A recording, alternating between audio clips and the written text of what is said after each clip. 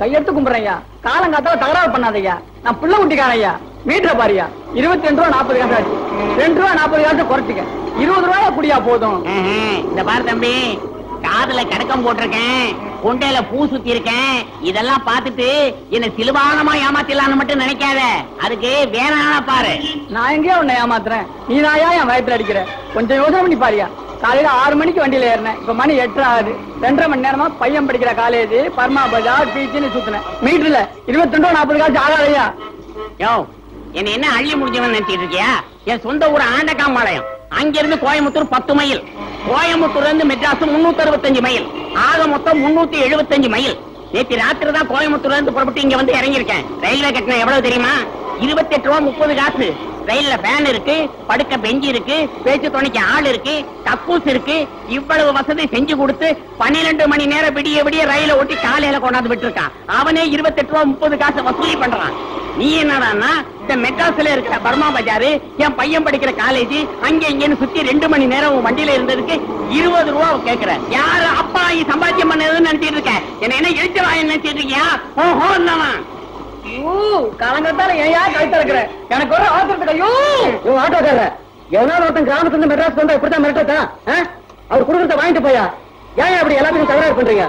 மெட்ராஸ் பேரையே கட்டுறீங்க போல இருக்க. பாத்தியா? யோ, நமக்குள்ள என்ன தகராறு ஏதுன்னு சாரிக்காத அந்த ஆளு வந்த உடனே எவ்வளவு பெரிய நியாயம் சொல்லிட்டு போறாரு பத்தியா? அவர் பெரிய மனுஷனா, நீ பெரிய மனுஷனா? ஐயோ யோ, உன்கிட்ட பேசுறது எனக்கு சக்தி இல்லையா. இப்ப எவ்வளவு தாயா தர்றேங்கிற? இந்த பாரு தம்பி, நான் 20 ரூபா தர்றதுன்னா சேலத்துல கொண்டு போய் விட்டுரு. அங்கிருந்து 8 ரூபா தான் நான் போய்க்கிறேன். இங்கே இறங்குறதுனா 2 ரூபாய்க்கு மேல ஒரு பைசா தர மாட்டேன். ஐயோ, இன்னைக்கு யாரு முகத்துல முடிச்சனும்? ஐயோ ஐயோ, இந்தாயா வச்சுக்கையா, இந்தாயா வச்சுக்கையா, போயா ஊர் வைத்தாரியா. சாமி சாப்பிட்டேன் பேரத்தில் ஊர் வைத்தாரியா, போயா. நல்லா போயா. ஐயோ ஐயோ ஐயோ ஐயோ ஐயோ.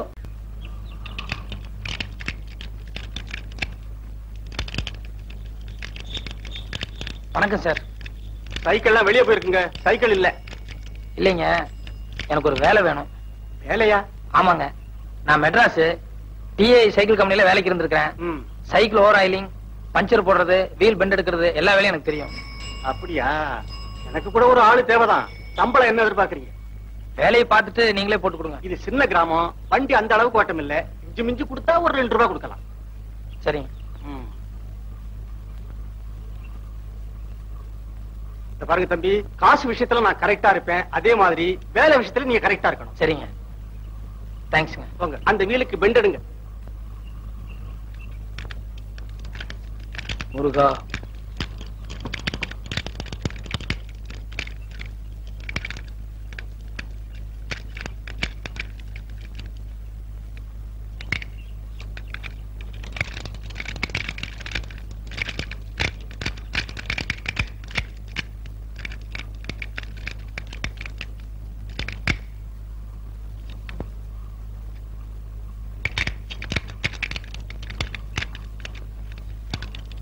என்ன சார், சாவி இல்லீங்களா? அதையும் தம்பி கேக்குறீங்க? என் மச்சல் என்ன கடையில வச்சிருந்தேன், அவன் சாவியை எங்கோ தொலைச்சிட்டான். காலையில இருந்து திறந்து பாக்குறேன், திறக்க முடியல. இப்படி கொடுங்க. இது சூப்பர் லில்லி பூட்டு தானே? ஆமாங்க. இந்த பூட்டுக்கு இப்படி பெண்ட் பண்ண கூடாதுங்க, இன்னும் கொஞ்சம் கூட பெருசா இருக்கணும்.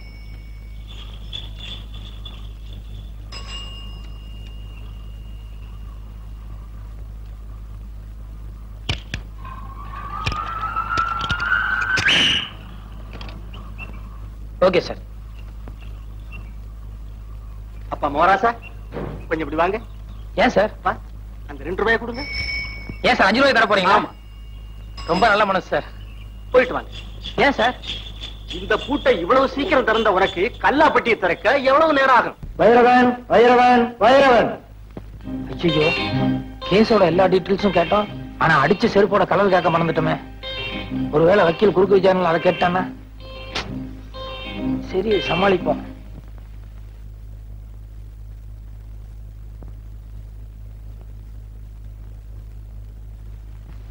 வலது கை வைங்க. நான் சொல்றதெல்லாம் அப்படியே திருப்பி சொல்லணும். சரி. கடவுள் சத்தியமாக கடவுள் சத்தியமாக நான் சொல்வதெல்லாம் உண்மை, உண்மையை தவிர வேறொன்றும் இல்லை. மிஸ்டர் நல்லக்கண்ணு, சாட்சியை குறுக்கு விசாரணை செய்யலாம். Yes your honour.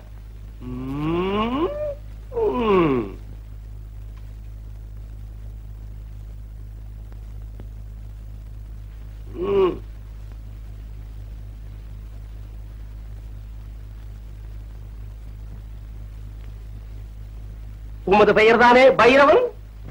இல்ல சார். மயிலாட், இந்த வழக்கின் முக்கியமான சாட்சியே பைரவன் தான். ஆனால் இங்கு வந்திருப்பது வேறு நபர். இதிலிருந்தே தெரிகிறது இவர் செட்டப் செய்யப்பட்ட பொய் சாட்சி என்று. என் பேரு பைரவன் இல்ல, வைரவன். Order, order. யோ, அறிவு இருக்கா முண்டம்? ஏய்யா, ஒரு வேலை எடுத்தா பொறுப்பு பயபக்தி ஏதாவது இருக்கா? 30 வருஷம் ஆனாலும் நீ முன்னுக்கு வரவே முடியாதியா? அப்பப்ப பாயிண்ட்கள் எடுத்துக்கூடியா? தடுமாறல்ல. Yes, proceed. மிஸ்டர் வைரவன், உமது தொழில்? வெளியூர்ல இருந்து யாராவது மெட்ராஸ்க்கு வந்தாங்கன்னா அவங்களுக்கு மெட்ராஸ் எல்லாம் சுத்தி காட்டுறது. ஓ, யூ மீன் டூரிஸ்ட் கைட்? நம்ம தொழிலை விட இந்த தொழில் பெட்டர்ல? அடுத்த கேள்வி கேளுங்க. எமது கட்சிக்காரர் உமது கட்சிக்காரரை வெறுப்பால் அடிக்கும் போது நீ பார்த்தீரா? வெறுப்பால் இல்ல, செருப்பால். செருப்பால் அடிக்கும் போது நீர் பார்த்தீரா? பார்த்தேன். அடுத்த கேள்வி என்னையா? செருப்பால எந்த இடத்துல அடிச்சான்னு கேளுங்க. எந்த இடத்தில் அடித்தா? கண்ணு, காது, மூக்குன்னு ஏகப்பட்ட இடத்துல அடிச்சிட்டாருங்க. நோ நோ, நான் அந்த இடத்தை கேட்கவில்லை. ரோட்டிலா, வீட்டிலா, காட்டிலா, தோப்பிலா, எந்த இடத்தில் அடித்தார்? பஸ் ஸ்டாண்ட்ல அடிச்சாருங்க. எந்த bus stand? Vadapalani bus stand. 13A போகுமே அதுவா? இல்ல சார், 12B போகும்போது அந்த பஸ் ஸ்டாண்டு.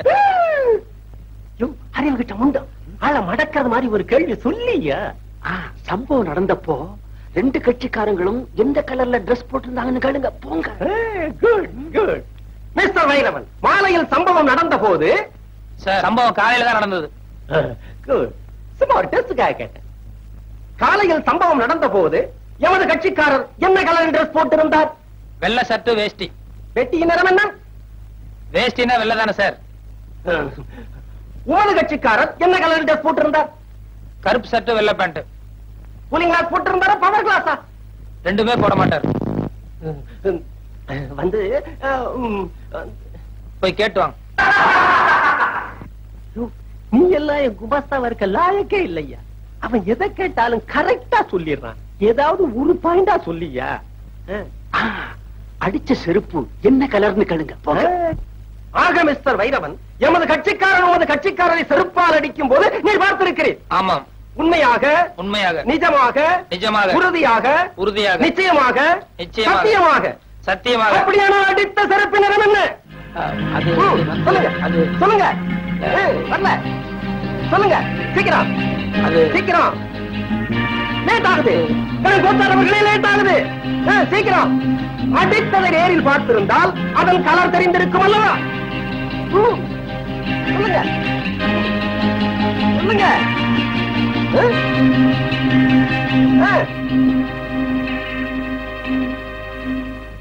யுவர் ஆனர், வக்கீல் சார நான் கொஞ்சம் குறுக்கு விசாரணை செய்யணும். தயவு செய்து கோர்ட் இதை அனுமதிக்கணும்னு நான் உங்ககிட்ட பர்மிஷன் கேட்டுக்கிறேன். குறுக்கு விசாரணையா? என்னையா இது? கோர்ட்டுக்கே அவமானம். மயிலாட், சட்டம் தெரிந்த என்னை ஒரு சாதாரண சாட்சி குறுக்கு விசாரணை செய்வதா? எனும் கோத்தார் அவர்கள் இதை ஒரு காலம் அனுமதிக்கவே கூடாது. இல்ல சார், இந்த கேஸுக்கு இந்த விசாரணைக்கும் நெருங்கிய சம்பந்தம் இருக்கு. அத விசாரணையோட முடிவுல நீங்களே தெரிஞ்சுக்குவீங்க. அதனால தயவு செய்து எனக்கு பர்மிஷன் கொடுக்கணும். பர்மிஷன் வேண்டாம். Thank you sir. வக்கீல் சார், கொஞ்சம் இந்த பக்கம் திரும்புங்க. அவர் வேண்டாம், அவர் போக சொல்லுங்க. இருந்துட்டு போட்டுவேன். சொன்னா கேளுங்க சார், அவர் சீட்டு போக சொல்லுங்க. அவரை 10-15 வருஷமா கூடவே இருக்காங்க. அதனால என்ன, ஒரு 10 நிமிஷம் பேச தப்பு இல்ல. நீங்க முதல்ல போங்க சார். அங்க குமார் சார், கொஞ்சம் இப்படி திரும்ப இல்லைங்க. கொஞ்ச நேரத்துக்கு பின்னால திரும்ப கூடாது. நான் கேட்கிற கேள்விக்கு மட்டும் பதில் சொல்லணும். என்ன நீதிபதி காலையில இருந்து எழுதிட்டு இருக்காரு, அவருடைய பேனா கலர் என்ன? திரும்ப கூடாது. என்ன பார்த்து பதில் சொல்லுங்க. அவர் பேனா என்ன கலர் சொல்லுங்க. பேனா என்ன கலர்? காலையில் நீங்க கோர்ட்டுக்கு வந்து 2 மணி நேரம் ஆச்சு. 2 நிமிஷத்துக்கு ஒரு தடவை ஜட்ஜை திரும்பி பாத்துருக்கீங்க. அப்படி இருந்து பேனா கலர் உங்களுக்கு தெரியாதா? கோர்ட்டுக்கு வந்தால் கேஸ்களிலும் பாயிண்ட்களிலும் தான் என்னுடைய கவனம் இருக்க வேண்டுமே தவிர பேனாவின் நிறத்தை பற்றி நான் கவனிக்க வேண்டிய அவசியம் இல்லை. கரெக்ட். கோர்ட்டுக்கு வந்த உங்களுக்கு கேஸ்ல மட்டும் தான் கவனம் இருக்கும். பேனாவை நீங்க கவனிச்சிருக்க முடியாது. அப்படி இருக்கும்போது பஸ் ஸ்டாண்ட்ல 2 பேர் செல்ஃப் அடிச்சு தகராறு பண்ணிட்டு இருந்தா அவங்கள விலக்கிட்டு பண்ண தவிர ஒரு பேப்பரும் பேனா எடுத்து வச்சு என்ன கலர் செல்ஃப் அடிச்சா நான் நோட் பண்ணுவேனா? That's all, Your Honor.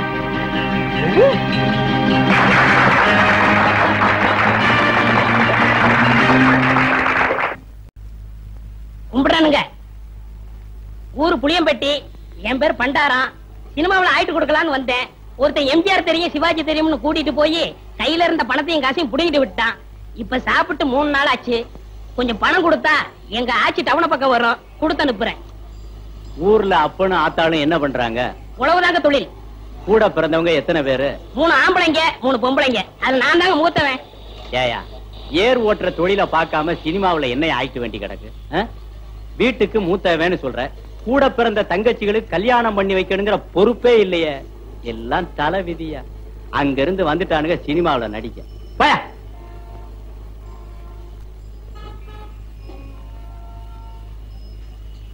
கும்பிடுறனுங்க. நல்லாரு நல்லாரு. ஊர் புளியம்பட்டி, என் பேர் பண்டாரம். சினிமாவில் ஆயிட்டு கொடுக்கலாம்னு. என் சொந்த ஊர் வேப்பம்பட்டி. நானும் கேஸ் தான்.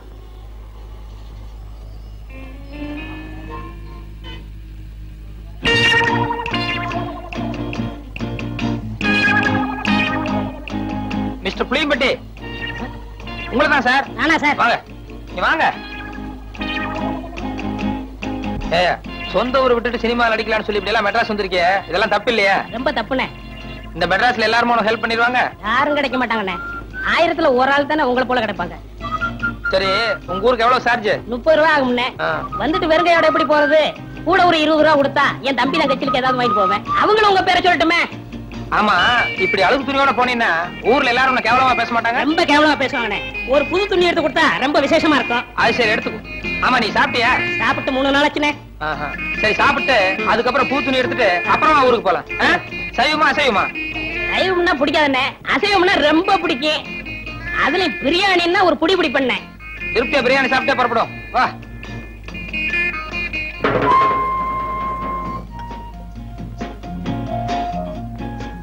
என்ன சாப்பிடுற? சூடா என்ன இருக்கு? அறை இருக்கு. ஏயா, நேத்துல இருந்து ஒண்ணுமே சாப்பிடல. என்ன ஒரே ஒரு இட்லி வாங்கி கொடுத்தா போதும். இப்ப சூடா கேக்குதோ? இல்ல, சாப்பிடுறோம். கொஞ்சம் சூடா சாப்பிட்டா நல்லா இருக்குமே. அதான் கொஞ்சம் இடம் கொடுத்தா போதுமே, தலைக்கு மேல ஏறிடுவீங்களே. என்னப்பா என்ன இருக்கு? Parotta, biryani, chicken fry, chicken masala, fish item, ginger chicken, chilli chicken, mutton fry, mutton masala, omelette. நீ புதுசா? ஆமாங்க. அதான் திணறேன். சரி, நான் சொல்ற மாதிரி செய்ய. 2 புரோட்டா மட்டும் எனக்கு எடுத்துக்கோ. இப்பதான் நான் வீட்டுல சாப்பிட்டு வந்தேன். இவருக்கு சிக்கன் பிரியாணி, மட்டன் மசாலா, அப்புறம் முட்டை புரோட்டா, அப்புறம் மீன், கருவாடு, இன்னும் என்ன இருக்கோ மனம் போல கொண்டு வா. சரி அண்ணே, சத்தியமா சொல்றேன்னே, என் வாழ்க்கையில உங்களை மறக்கவே மாட்டேன்னே. இது சத்தியம்னே. கவலையே படாத, நீ என்ன மறக்கவே முடியாது. ஏன்னா இந்த அளவுக்கு மெட்ராஸ்ல உனக்கு யாரும் செய்யவே முடியாது. அண்ணே, ஊருக்கு போய் பணம் அனுப்புறேன்னே. உங்க அட்ரஸ் கொடுங்கண்ணே. அட்ரஸா? நோ நோ நோ, எனக்கு விளம்பரம் எல்லாம் பிடிக்காது. நான் எப்பவும் பிரதிபலன் எதிர்பார்க்க மாட்டேன். சில நேரங்கள் அதான் தேடி வர்றது உண்டு. இன்னும் நேரம் ஆக ஆக என் பெருந்தன்மையை பத்தி நீ தாராளமா புரிஞ்சுக்குவேன்.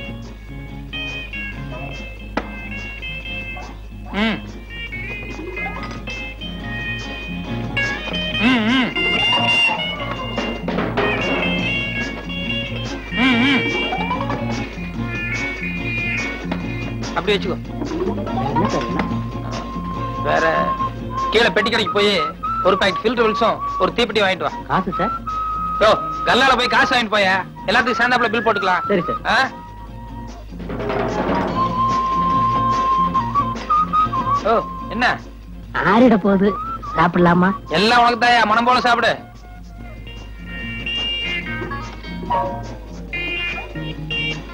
ஓ, ஒரு கையால சாப்பிட்டியா? நிறுத்தி நிதானமா சாப்பிடு, ஒண்ணும் அவசரமே இல்ல.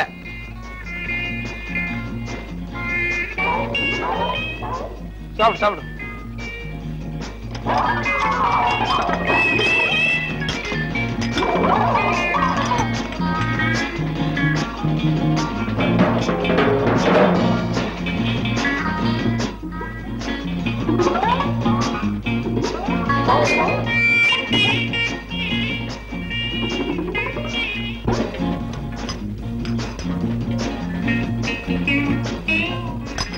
Sir bill. ஏன் கொஞ்சமா மேனேஜ் இருக்கா? ஏசி ரூம்ல உட்கார்ந்து சாப்பிட்டு வரணும்ல. என் கூட வந்தவர் உள்ள சாப்பிட்டு இருக்காரு. கொஞ்சம் கூட டீசென்ட் எல்லாம் பில்லு கேக்குறியா? சாரி சார், நீங்க இங்க சாப்பிட்டீங்கன்னு நினைச்சிட்டேன். பரவாயில்ல. இதுக்கு தான் என் பிரஸ்டீஜ் தகுந்த மாதிரி பெரிய ஹோட்டலுக்கு போகணுங்கிறது. இந்த மாதிரி ஒன்றைய ஹோட்டலுக்கு வந்து இப்படிதான் இருக்கும். எக்ஸ்கியூஸ் மீ, நீங்க போங்க சார். போங்க. இனிமே இப்படி பிகேவ் பண்ணாத. பரவாயில்ல, போங்க. வாங்க வாங்க மெதுவா போ.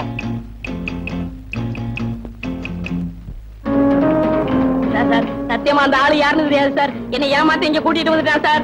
பொய்யா சொல்றேன். 60 ரூபாய் 20 பைசா பில் ஆகுது சார்.